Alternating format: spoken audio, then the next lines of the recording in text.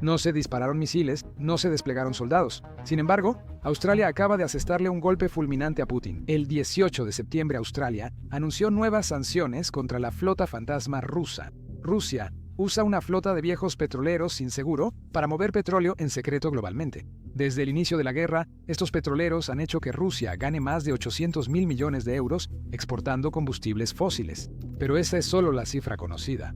Probablemente el número real sea mucho mayor. En los primeros días de la guerra, gran parte de este petróleo se transportaba abiertamente en embarcaciones de propiedad occidental. Sin embargo, con la introducción de estrictos topes al precio del petróleo en diciembre de 2022, Putin se vio obligado a buscar alternativas. Así que recurrió a estos viejos y desgastados petroleros que prácticamente ya estaban listos para ser desechados. Rusia compró en secreto cientos de estos barcos a bajo precio, completamente fuera de los registros, y los usó para mantener el flujo de petróleo, principalmente hacia lugares como China e India. En este video vamos a desglosar cómo la contramedida combinada de Australia de sancionar la flota en la sombra y bajar el tope de precio del petróleo ruso de alrededor de $60 por barril a 47 podría ser finalmente la mejor oportunidad realista de Occidente para presionar a Rusia y lograr que termine su invasión. Verás, todas las grandes economías dependen en gran medida de los productos básicos, y el petróleo es, por mucho, el más grande y el más importante. Afortunadamente para Putin, esta dependencia del petróleo ha sido hasta ahora su tabla de salvación. Occidente ha intentado aislar a Rusia,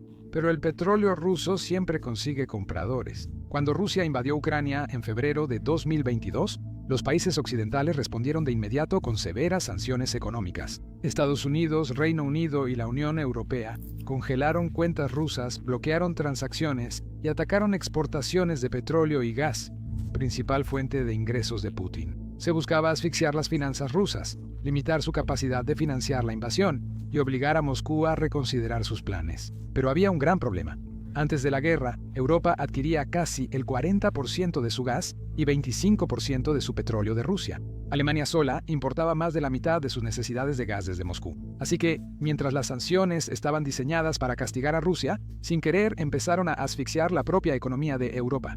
Rusia notó la vulnerabilidad de Europa y comenzó a apretar estratégicamente sus suministros de gas, convirtiendo las sanciones europeas en una pesadilla inesperada. Casi de la noche a la mañana, los precios de la energía en Europa se dispararon, provocando caos en todo el continente. Los precios del gas aumentaron de 50 a $120 por barril en solo un año.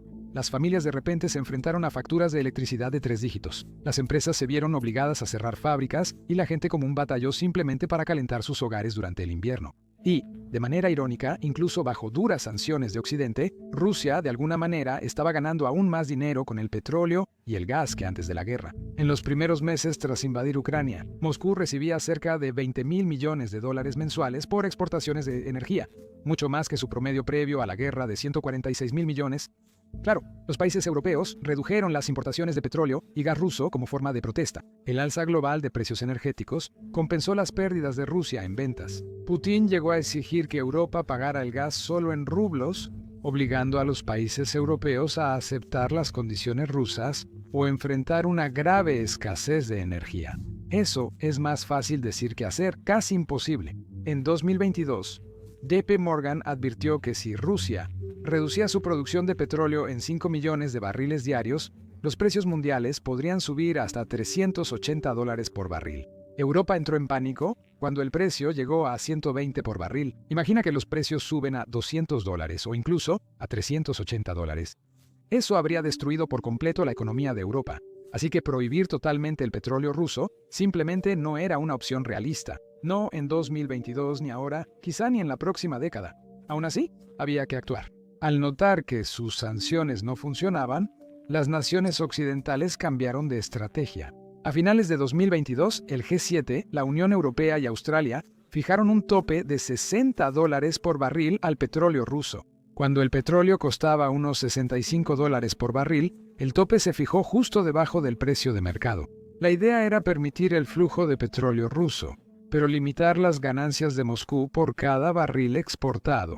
A $60 por barril, la producción de petróleo ruso era lo suficientemente rentable como para evitar que Putin tomara represalias y cortara completamente el suministro. Pero no bastaba para financiar bien su economía y maquinaria de guerra. Sin embargo, esto no era tan simple como decirle a Rusia: oye, no puedes vender petróleo por encima de este precio. Obviamente, Putin no iba a aceptar eso voluntariamente. Las naciones occidentales se enfocaron en las aseguradoras y navieras responsables del 90% del transporte mundial de petróleo.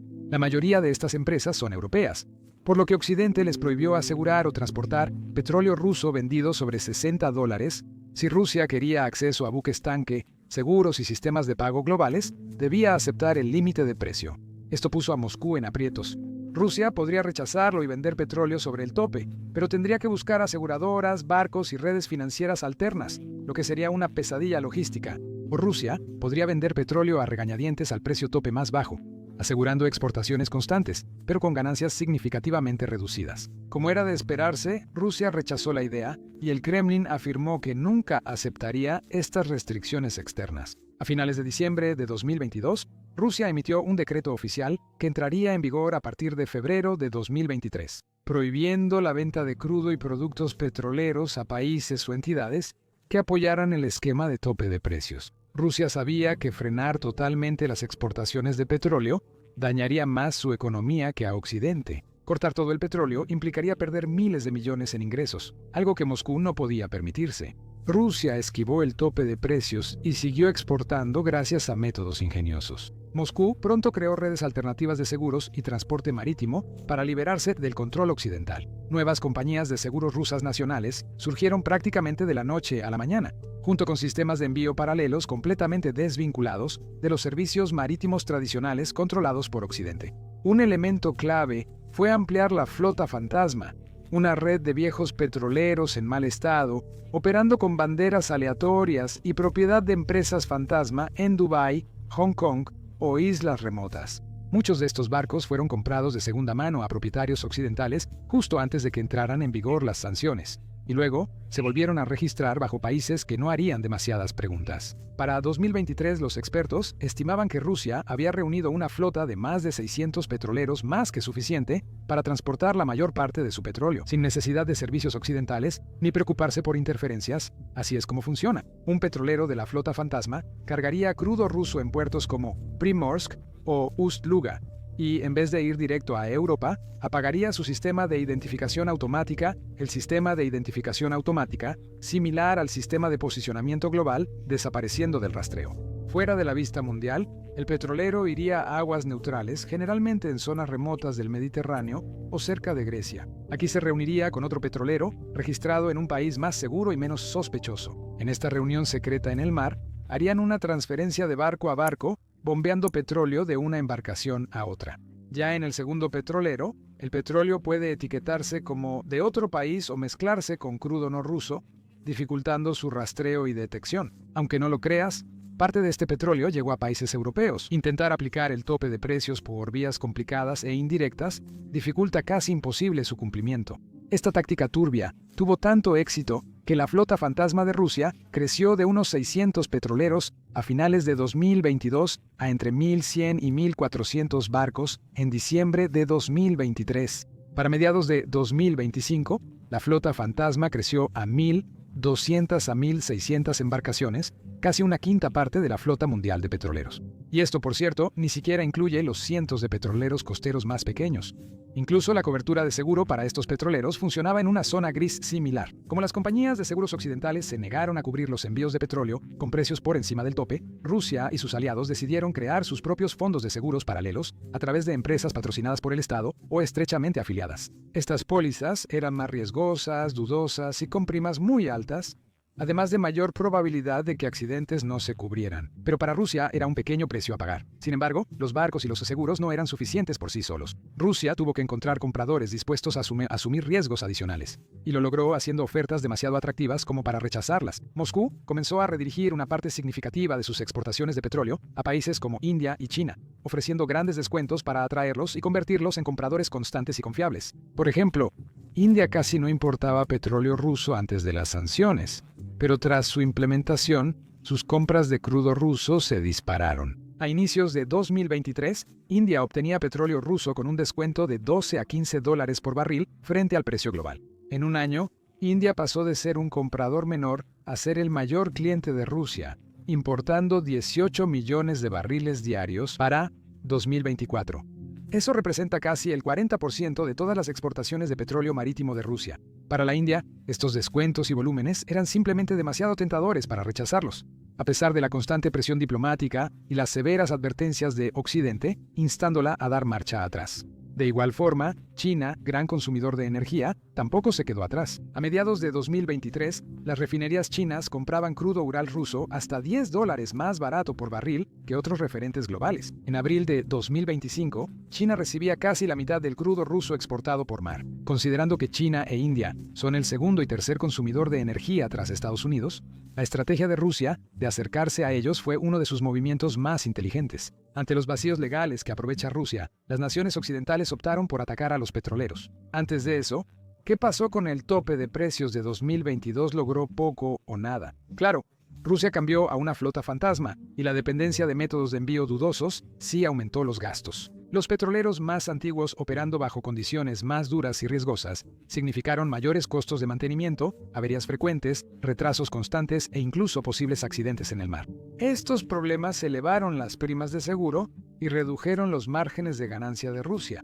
Además, los grandes descuentos que Rusia ofreció a India y China hicieron que ganaran menos por barril frente a los precios normales del mercado. Rusia mantuvo alto el flujo de petróleo, pero sus ingresos totales sí se vieron afectados. El complicado envío indirecto y los constantes desvíos generaron ineficiencias, impidiendo que Rusia operara fluidamente y con alta rentabilidad como antes de las sanciones. Sí, la flota en la sombra proporcionó un salvavidas crucial, pero tuvo un enorme costo económico, obligando a Rusia a aceptar menores ganancias e ingresos mucho menos predecibles. Para marzo de 2023, Rusia debió ofrecer un gran descuento de $32 por barril en su crudo Urals, frente a los precios de enero de 2022 según varios estudios. La mitad de este descuento fue por las rutas de envío más largas, riesgosas y costosas necesarias para llevar petróleo a compradores como la India. Los otros $17 del descuento fueron por el nuevo poder de negociación de la India. Como era una de las pocas grandes economías que seguía comprando petróleo ruso abiertamente y en grandes cantidades, podía presionar a Rusia para vender a precios mucho más bajos. En otras palabras, el tope de precio de $60 impuesto por el G7 por sí solo no hizo mucho para limitar directamente las exportaciones de petróleo ruso, pero indirectamente, definitivamente tuvo un impacto al hacer que todo el proceso de envío fuera más difícil, más lento y mucho más caro. Y, con eso en mente, la única jugada que quedaba era atacar directamente a la flota fantasma.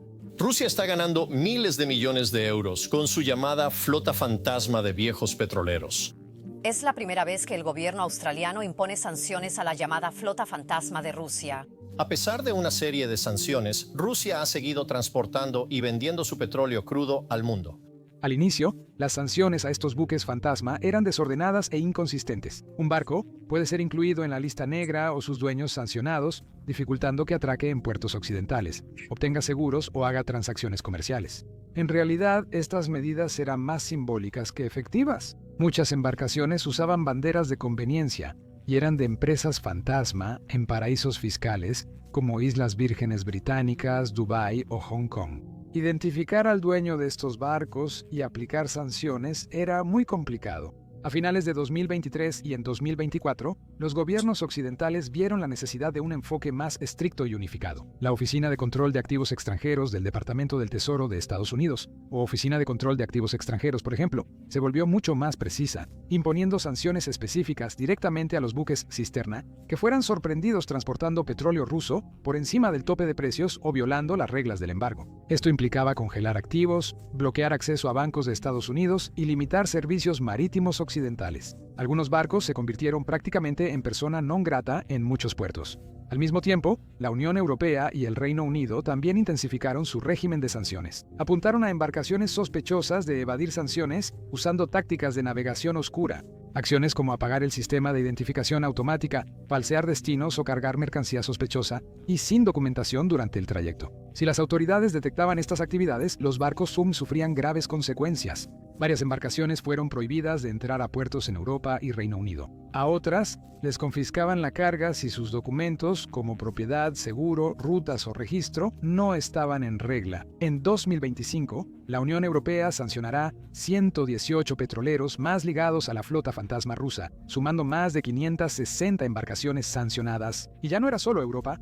Otros países también habían empezado a sumarse, reprimiendo de manera constante y ejerciendo aún más presión sobre la operación de contrabando de petróleo de Rusia. En junio, el gobierno australiano sancionó por primera vez a 60 barcos ligados a la flota fantasma rusa, y hace poco intensificaron aún más las medidas, poniendo en la lista negra a otras 95 embarcaciones. Pero, ¿realmente funcionan estas sanciones? Un estudio detallado que analizó casi todos los movimientos de petroleros de crudo a nivel mundial examinó la asombrosa cantidad de 94 millones de puntos de datos de geolocalización y encontró pruebas claras de que los barcos sancionados redujeron drásticamente sus operaciones.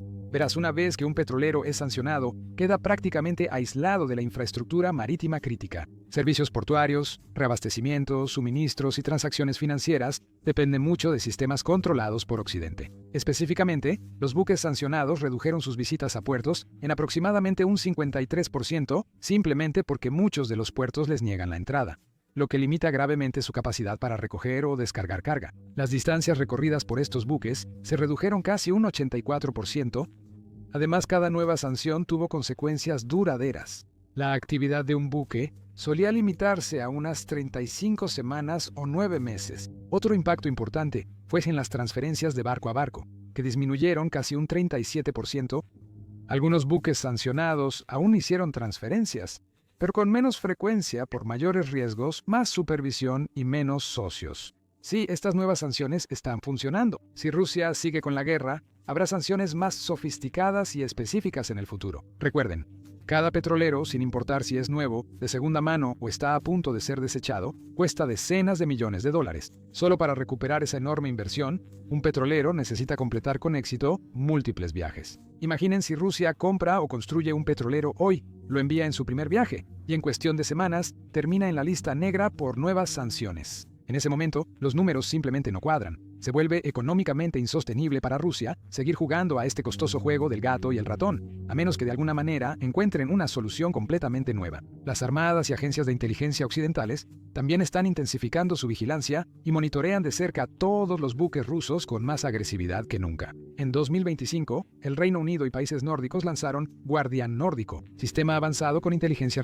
artificial para detectar amenazas a infraestructura submarina crítica y rastrear actividades de la flota en la sombra. Operado por la Fuerza Expedicionaria Conjunta, este sistema usa inteligencia artificial para combinar datos de radar, imágenes satelitales y seguimiento sistema de identificación automática. Detecta rápido movimientos sospechosos de embarcaciones en 22 zonas marítimas, clave como el Canal de la Mancha y el Mar Báltico. Entre enero y agosto de 2024, la actividad de la flota fantasma en los estrechos daneses creció un 277% respecto a 2022. Gracias a la vigilancia avanzada con inteligencia artificial como Nordic Warden, Occidente está mejor preparado para detectar y responder a estos petroleros. Esto hace que sea significativamente más difícil para la flota fantasma de Rusia permanecer oculta. La esperanza es la disuasión. Convencer a los propietarios de barcos, aseguradoras y comerciantes de que los riesgos simplemente no valen la recompensa. Cuando las empresas estatales chinas pausaron temporalmente sus compras de petróleo ruso en marzo de 2025, no fue porque el petróleo no estuviera disponible. Sus equipos legales y de cumplimiento intervinieron por temor a sanciones secundarias. En la economía global actual, el miedo a perder el acceso a los dólares estadounidenses o a ser excluidos de los mercados occidentales puede ser más poderoso que cualquier misil o bloqueo naval. Australia se ha unido a la Unión Europea, Reino Unido, Canadá y Nueva Zelanda para reducir el tope del crudo ruso de $60 a $47.60 por barril. Australia mantuvo el tope de $100 para productos refinados de alto valor y fijó uno de $45 para los de bajo valor como el fuelóleo. Como antes, esta medida no paralizará a Rusia de inmediato, pero sí da más poder de negociación a países como China e India. Descuentos mayores reducen más las ganancias de Moscú y presionan la maquinaria de guerra rusa. Si se aplica correctamente y se coordina de manera efectiva con otras sanciones, este nuevo tope de precio reducido podría finalmente ayudar a detener la guerra de Putin. Anteriormente, el tope de $60 le daba a Rusia justo el margen suficiente, ya que su petróleo crudo a menudo se mantenía justo alrededor o un poco por debajo de ese límite. Moscú mantiene ingresos estables para financiar la guerra, pese a problemas logísticos. Pero bajar ese tope a 4.760 lo cambia. A este nivel más bajo, vender petróleo simplemente deja de ser lo suficientemente rentable para que Rusia pueda sostener su economía y financiar al mismo tiempo el costoso esfuerzo bélico.